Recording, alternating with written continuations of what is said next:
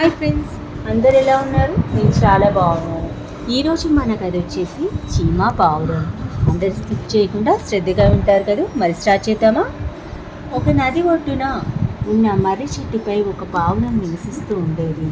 దానికి నదిలోని నీటి ప్రవాహంలో కొట్టుకుపోతున్న ఒక చీమ కనబడింది. ఆ చీమను ఎలాగైనా కాపాడాలి అనుకున్నది పావురం.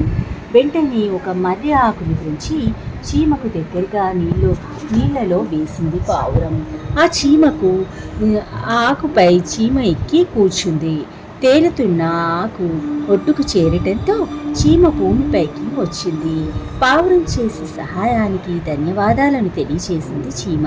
చీమ కొంత దూరం ప్రయాణం చేస్తూ బల్ల ముక్కలతో అటువైపు వస్తున్న ఒక వేటగాన్ని, ఆ వేటగాడు పక్షుల కోసం నాలుగు వైపులా గాలించడం, చెట్టు కొమ్మపై కూర్చుని తిరగటంతో నిమగ్నమైన పావురాన్ని కూడా వేటగాడు చూడటం కూడా చీమ చూసింది. ఒక క్షణంలో వేటగాడు చెట్టు వెనుక దాక్కొని బాణం ఎక్కుపెట్టి పావురాన్ని గురిపెట్టాడు. ఇది గమనించిన చీమ పరుగుతో వేటగాడిని సమీపించి కుట్టింది. బాధతో వేటగాడు అరిచాడు.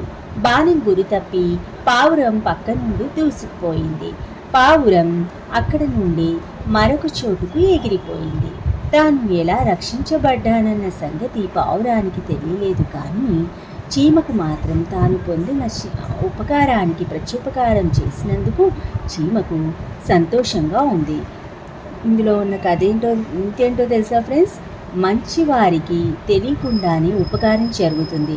కథ నచ్చిందా? మరి మీరంతా కూడా ఇలాగే ఉంటారు కదా. మరిన్ని కథల కోసం లైక్, షేర్, సబ్స్క్రైబ్.